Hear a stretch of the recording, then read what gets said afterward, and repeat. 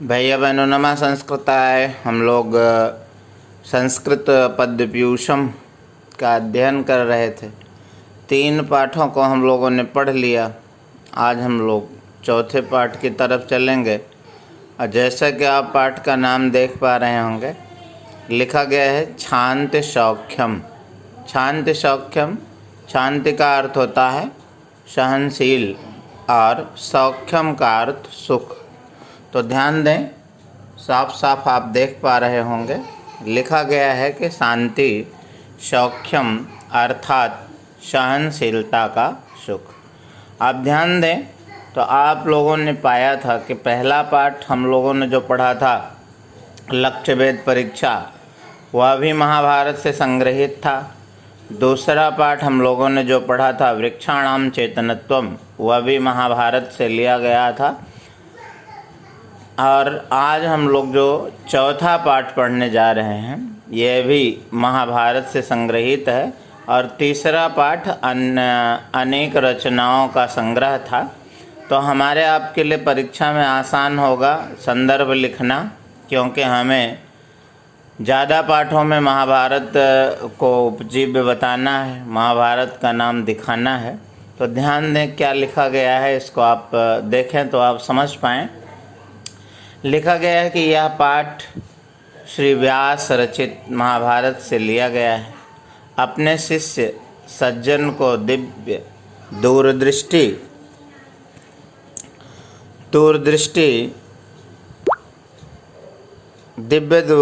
व्यास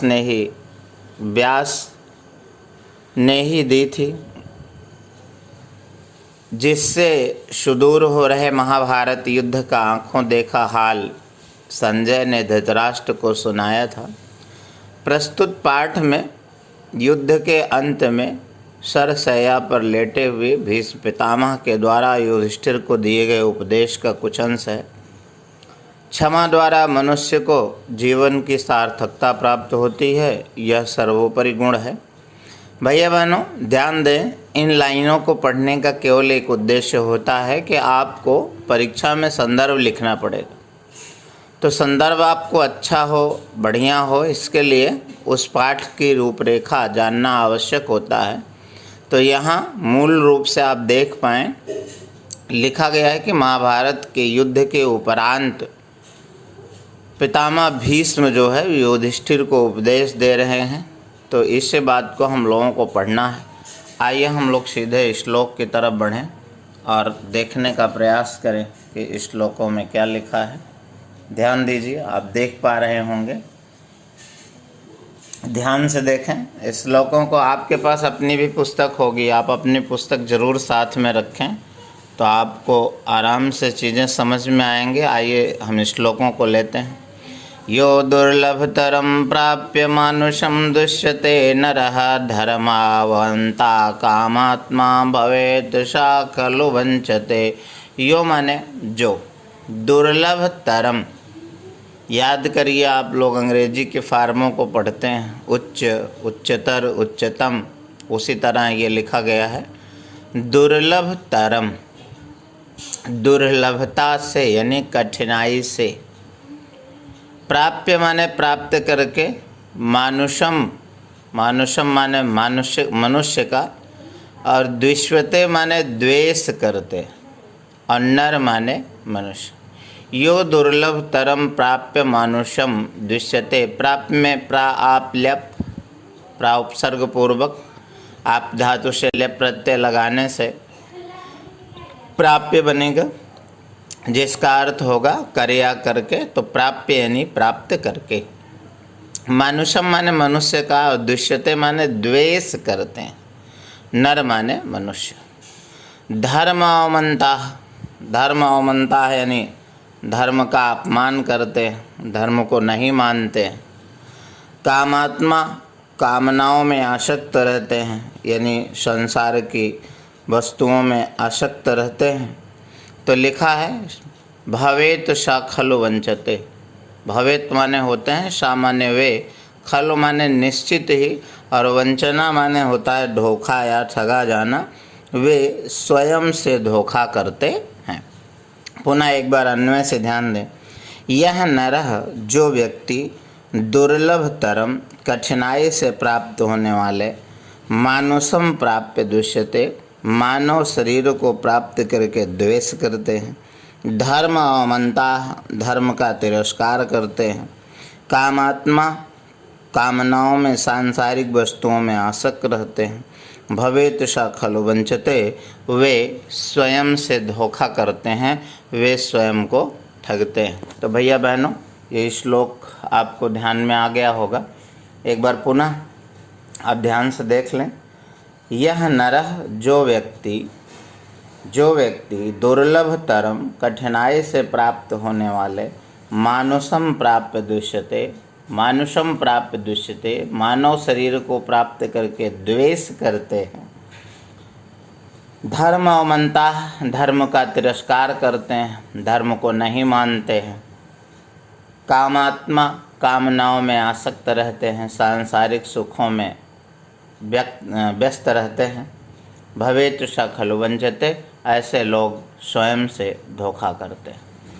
तो ये श्लोक आपको ध्यान में आ गया होगा। केवल इतनी सी बात कही गई है कि जो व्यक्ति मानव शरीर को प्राप्त करता है और मनुष्य का शरीर प्राप्त करके भी यदि वह धर्म का अनादर करता है और संसार में आसक्त रहता है तो मानो ऐसा व्यक्ति स्वयं के साथ धोखा करता है। आइए हम लोग अगले श्लोक की तरफ चलें। ध्यान दें क्या लिखा है। सांत्वनेन प्रदानेन प्रियवादेन चायुता शम दुख सुखो भूत्वा सा परत्र महीयते।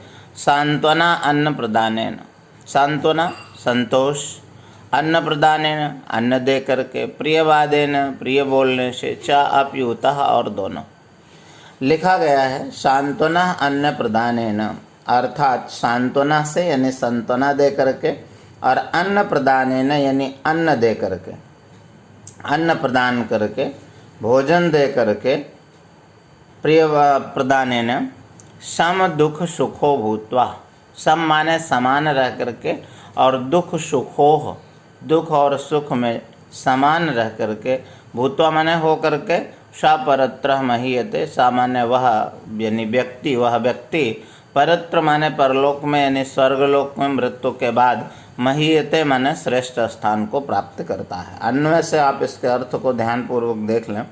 सांत्वनेन माने सांत्वना से, सांत्वना दे करके, अन्न प्रदानेन अन्न दे करके, भोजन दे करके, उत प्रियवादनेन च, और आगे लिखा है उत प्रियवादनेन च, और प्रिय बोल करके, अच्छा बोल करके, च अपिशा सम दुख सुख भूत्वा परत्र महीयते, इन कार्यों को करते हुए तथा सुख और दुख में समान रहने वाला व्यक्ति परलोक में यानी मृत्यु के बाद भी ईश्वरीय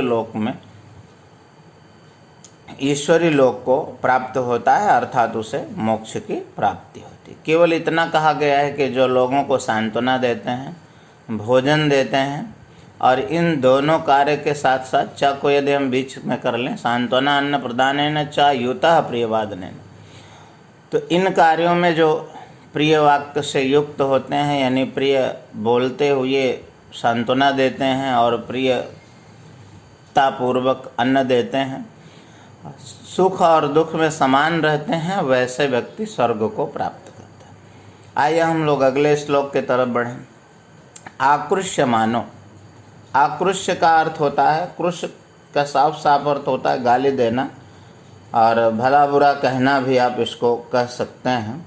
तो लिखा है आकृष्य मानो, अर्थात साफ साफ आप कह लीजिए कि गाली दिए जाने पर, यदि आपको कोई गाली दे, कोई आप शब्द कहे तो ना आक्रोशेत, उसे गाली नहीं देना चाहिए। यदि कोई आपको गाली दे तो आप उसे गाली न दें।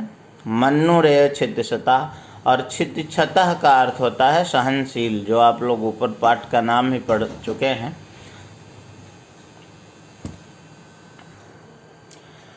तो पुनः ध्यान दें, लिखा गया आकृष्य मानो न कृषेत मन्नु क्षितिक्षतः। आकृष्य मानो, यदि आपको कोई गाली दे, कोई आपको कष्ट पहुंचावे, कोई आपको भला बुरा कहे, तो लिखा है कि आकृष्य मानो न कृषेत, गाली दिए जाने पर भी गाली नहीं देना चाहिए।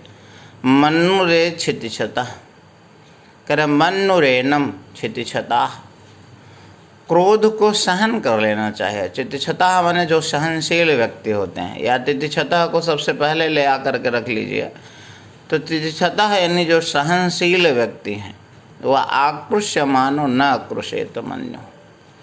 कह रहा है कि यदि कोई गाली दे तब भी उसको गाली नहीं देना चाहिए, उस पर क्रोध नहीं करना चाहिए। आक्रोष्टतरम निर्दहति, और ऐसा करने पर जो सहनशील व्यक्ति की अवस्था होती है, या जो सहनशील व्यक्ति के कारण ही आक्रोष्टतरम निर्दहति, क्रोध ना करने पर, निर्दहति माने जल जाता है, सुकृतम तितिक्षतः, कर क्रोध ना करने पर गाली देने वाला, जो आपको गाली दे रहा है, यदि आप उस पर क्रोध नहीं करते हैं तो निर्दहति, वह नष्ट हो जाता है, जल जाता है, या उसको कष्ट होता है। और सुकृतम तितिक्षतः, और जो सहनशील करने वाला होता है उसका पुण्य होता है, अर्थात उसको श्रेष्ठता की प्राप्त होती है। एक बार केवल हिंदी अर्थ ध्यान से सुन लें। केवल इतना लिखा गया है कि जो सहनशील व्यक्ति होते हैं, यदि उनको कोई गाली भी दे तो पलट करके उस गाली का जवाब गाली से नहीं देना चाहिए। और नीचे लिखा कि यदि आप ऐसा करते हैं, उसको गाली नहीं देते हैं, वो आपको बार बार गाली दे रहा है, तो ऐसे में उसका क्रोध और बढ़ता चला जाएगा और वह अपने क्रोध में ही जल जाएगा, यानी अपने क्रोध में ही जल करके नष्ट हो जाएगा। और जो सहनशील व्यक्ति है उसका पूर्ण उदय होगा, अर्थात उसे श्रेष्ठता की प्राप्ति होगी। तो भैया बहनों, आज हम लोगों ने 3 श्लोकों का अध्ययन किया। आज के लिए इतना ही। शेष अगले श्लोक को अगले वीडियो के साथ पुनः आपसे मिलेंगे। घर पर रहें, सुरक्षित रहें, वीडियो को बार बार पढ़ते रहें, प्रयास करते रहें, निश्चित रूप से अच्छा होगा। तब तक के लिए नमः संस्कृताय।